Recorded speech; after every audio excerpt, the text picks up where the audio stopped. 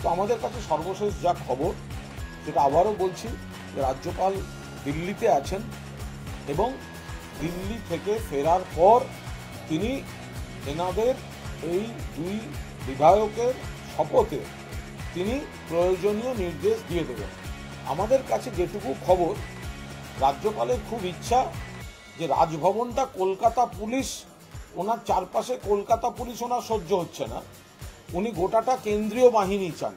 সেই জন্য তদবির করতে উনি দিল্লির বিভিন্ন মহলে ঘুরে বেড়াচ্ছেন বলে আমাদের কাছে খবর, সত্যি মিথ্যে বলতে পারবো না।